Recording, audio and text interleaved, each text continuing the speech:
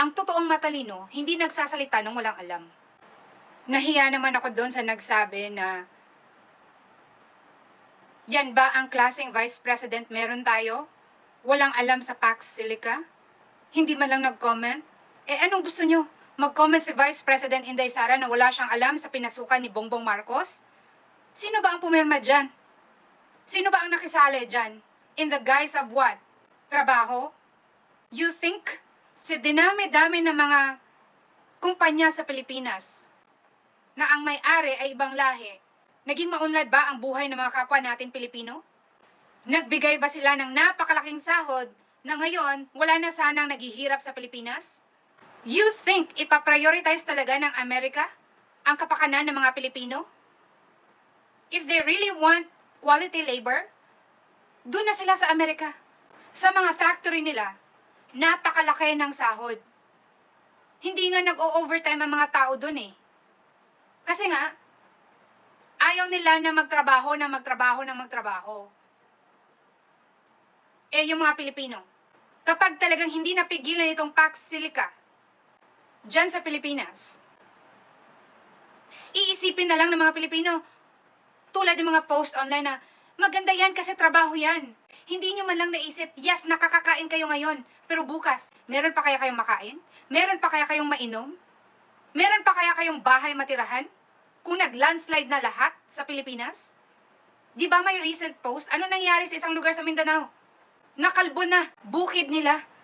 Gumising kayo. Don't settle for less. Imagine masaya kayo kasi may Pax Silica, knowing that it's gonna be cheap labor, knowing na maraming mamamatay dyan, maraming maapektuhan ng mga tao. In fact, marami na nga umiiyak ng mga katutubo natin kasi kinukuha yung kabuhayan nila. Wala ba kayong puso? Nagpupush kayo ng Pax Silica kasi gusto nyo lang trabaho. Pwede namang may maayos na trabaho kung okay yung administrasyon. Sa turismo lang mismo, maraming kumikita dyan na hindi kailangang sirain yung kalikasan natin. Hindi naman sasakit yung tiyan ng mga Amerikano kung mamamatay yung mga Pilipino. Yan yung gusto nila eh. Yung mga pobreng tao na para sa kanila ay mga Indio, mga maiitim ay mamatay. Mawala sa mundo, yan yung gusto nila. And then now, maraming magsasabi, nakakahiya yung Vice President kasi walang opinion tungkol sa Pax Silica. Ibig lang sabihin yan, walang sinasabi si Bongbong Marcos, siya lang mismo nagpipirma-pirma dyan, hindi man lang sinabihan yung mga ibang leaders sa atin. Kahit nga yung sarili niyang kapatid, walang alam eh. Diba, nakakahiya yung presidente natin kasi nagde-decide siya para lang sa kapakanan niya, para mapasaya niya si Uncle Sam in the expense of the Filipino people. Hindi niyo ba nakikita yung pattern? Lahat ng okay na kay BBM na at sa mga kaalyado niya. Lahat ng masama ay nasa Pilipinas na, nasa Pilipino na, at lahat ng mga nagsisiwalat ng hindi maganda tungkol sa administrasyon niya. Kaya alam niyo, hindi ako nagtataka talaga kung lahat ng panalangin ng mga ayaw sa administrasyon ngayon ay sana mawala na sa mundo yung taong yan.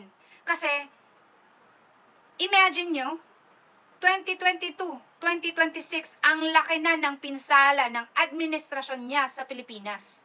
Walang trabaho, mahina ang ekonomiya, kriminalidad, at higit sa lahat, droga.